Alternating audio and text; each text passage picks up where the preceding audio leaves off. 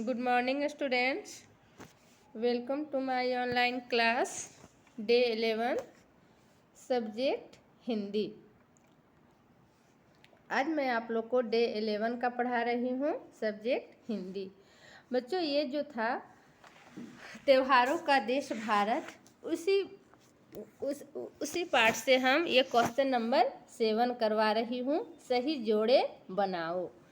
तो सही जोड़े बनाओ में है दो आपका कॉलम है। एक कॉलम में है मुहर्रम, रक्षाबंधन, ओणम, भाई। सेकेंड कॉलम में हमारा है श्रावण, इमाम हुसैन अली, दूज, राजा बली। तो अब इसे हमें जोड़ा मिलाना है, सही मैच करना है ना। तो आइए हम देखते हैं कैसे मैच करेंगे। मुहर्रम, ये मुहर्रम जो हमारा है एक मुस्लिम का त्यौहार है ना। तो मुहर्रम का हम इधर किस वर्ड से मैच करेंगे बच्चों? इमाम हुसैन अली। इमाम हुसैन अली और उनके साथी का ये बलिदान मुहर्रम में गाथा सुनाता है। इमाम हुसैन अली और उनके साथियों का क्या करता है? इस दिन बलिदान याद में मनाया जाता है। इमाम हुसैन अली और उनके साथियों के बलिदान की याद में ये मुहर्रम मनाया जाता है। रक्षाबंधन हिंदू का एक त्यौहार है और ये भाई बहन का त्यौहार है।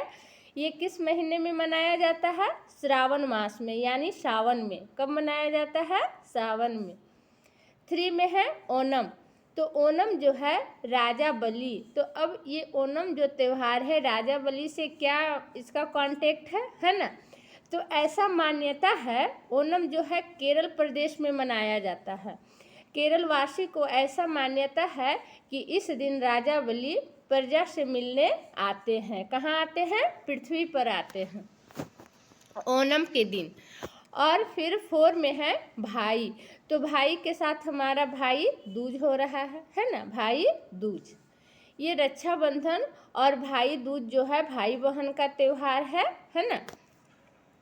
अब हम सेकेंड पेज में आते हैं। क्वेश्चन नंबर 8 हमारा है निम्नलिखित शब्दों का दो पर्यायवाची शब्द लिखो। यहाँ पे आपके वर्ड्स दिए गए हैं और सभी वर्ड्स का क्या लिखना है? पर्यायवाची शब्द लिखना है। जैसे क में है गंगा, तो गंगा का पर्यायवाची शब्द क्या होगा? बच्चों, आप लोग पर्यायवाची शब्द जानते हैं? पर्यायवाची शब्द को यदि हम क्या करेंगे, डिफाइन करेंगे, परिभाषित करेंगे, तो होगा कि एक ही शब्द को अलग अलग नाम से बोला जाता है और वैसे शब्द क्या कहलाते हैं? समानार्थी शब्द या पर्यायवाची शब्द कहलाते हैं, है ना। जैसे है गंगा, तो गंगा का क्या होगा? देव नदी, भागीरथी और भी है मंदाकिनी, सुरसरी। लेकिन चूंकि यहाँ 2 ही लिखना है तो हम 2 लिखे हैं। एक लिखे हैं देव नदी और एक लिखे हैं भागीरथी। यदि आप इसके अलावा और जानते हैं तो दूसरे भी लिख सकते हैं, वो भी हमारा सही होगा। ख में है सरस्वती। अभी आने वाला फेस्टिवल हमारा कौन सा है बच्चों? सरस्वती पूजा, है ना। तो कैसे कितना अच्छा होता है जब सारे बच्चे के साथ सरस्वती पूजा मनाया जाता है ना।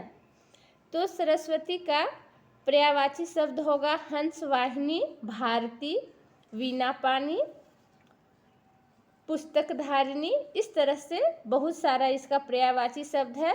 यहाँ हम लिख रहे हैं हंसवाहिनी और भारती। ग में है शिव। ग में क्या है? शिव है। और शिव का 2 पर्यायवाची शब्द होगा भोला, शंकर। भोला होगा और शंकर। घ में है गणेश। क्या है बच्चों? घ में है गणेश और गणेश का पर्यायवाची शब्द होगा एकदंत, गजानन।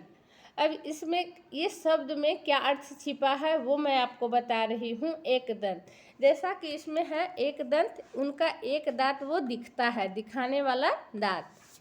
और गजानन, गजानन मीन्स होता है गज के समान आनन। आनन मीन्स मुख, गज मीन्स हाथी।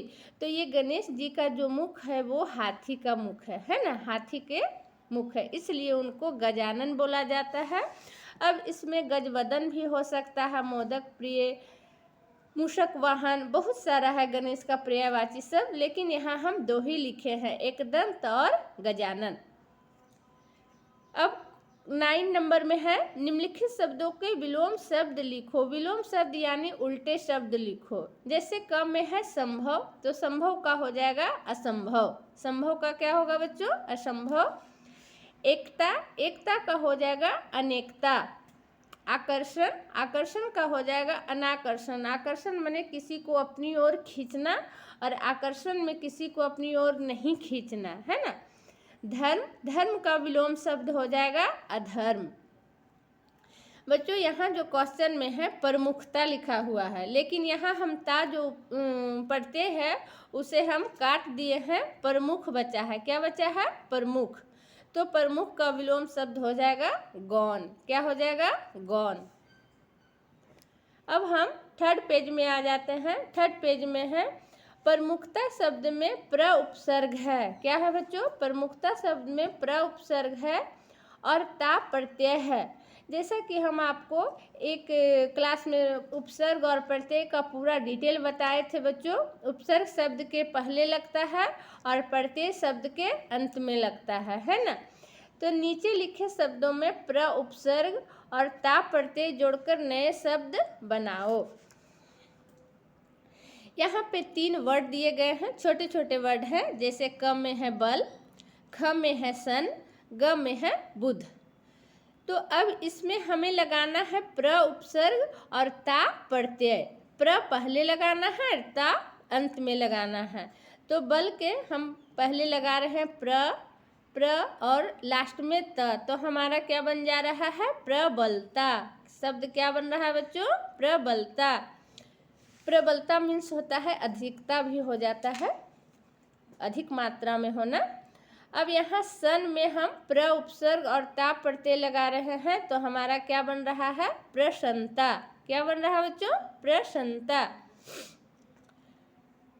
ग में है बुध, बुध में प्र उपसर्ग और ता लगा रहे हैं प्रत्यय, तो हमारा बन जा रहा है शब्द प्रबुद्धता। प्रबुद्धता मीन्स होता है, ये बुद्ध से संबंधित है, बुद्ध के जीवन से संबंधित है शब्द प्रबुद्धता।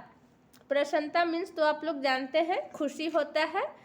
तो बच्चों आज का क्लास हम यहाँ समाप्त करते हैं, और ये चैप्टर भी हमारा क्या हो गया? कंप्लीट होगा, और कंप्लीट हो गया है। अब हम नेक्स्ट डे अगला चैप्टर पढ़ाएंगे। अगला चैप्टर हमारा क्या है बच्चों? किसान की खुशी, है ना। किसान की खुशी आप लोग पढ़ के रहिएगा। लेकिन आज का होमवर्क है रिपीट 1 टाइम। हम जितना लिखाए हैं 7 से लेकर 10 तक क्वेश्चन, यानी 7, 8, 9, 10, वो सारे आपको लिखना है, 1 टाइम लिखना है, ठीक है। और इसे याद भी करना है। ओके स्टूडेंट्स, अब हम मिलेंगे फिर नेक्स्ट क्लास में। Thank you students.